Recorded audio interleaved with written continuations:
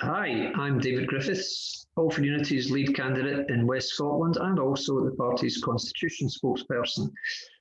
I'm experimenting today with a Zoom presentation, which I hope is going to do the job for us. So let's see how we get on. What we're going to look at today is the introduction of Alba into the mix in the forthcoming election, particularly in the West Scotland region. So we've run some projections against the numbers in West Scotland in 2016. We're then going to contrast that with a projection showing the introduction of All for Unity and what impact that has or is likely to have on the anti-nationalist vote. Now, I'll go through this quickly because I know you've seen it before. The idea is to show the total number of list votes won by each party in a region.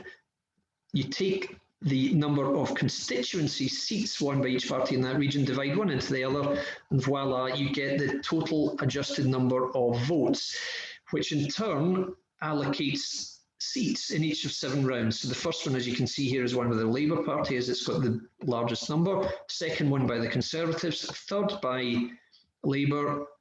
Conservatives 4th. Labour is 5th. Conservatives 6th. And unfortunately, the Greens win the 7th. So that's the situation as it stands currently. The only addition to this has been that Alba is now in the mix, and we've projected 10% of the votes from the SNP and 10% of the votes from the Greens. So no major difference. All that's really happened is one seat is swapped, or rather it hasn't. Well, all the seats have stayed the same, but the Greens have lost a handful of votes, as has the SNP, but it's made no material difference. So let's do a new share now. And now this is without All for Unity being factored in. So let's look at what happens when All for Unity enters the fray. So same projection, same, if you like, estimate, which is that we've said 10% of the SNP and Green votes will go to Alba, and 10% of the Labour, Conservative, Liberal, Democrat and UKIP votes will go to All for Unity. And again, we'll run through again with the same projection. This number is divided by this number to give you this number, and you work out who's got the largest adjusted vote total in each round. Labour wins first one, Conservative second, Labour third, Conservative fourth, Labour fifth. I wonder what's going to happen in the 6th round. Oh my goodness, All for Unity's taking a seat. You can't do that. I hear you, Conservative Party voters, crying. You can't take a seat from us. What difference will that make? Well, let's look at what happens in the 7th round. Oh my, you've got your seat back again. So it's still showing 3 seats to the Conservatives, 3 seats to Labour, but now the Green seat has been taken by All for Unity.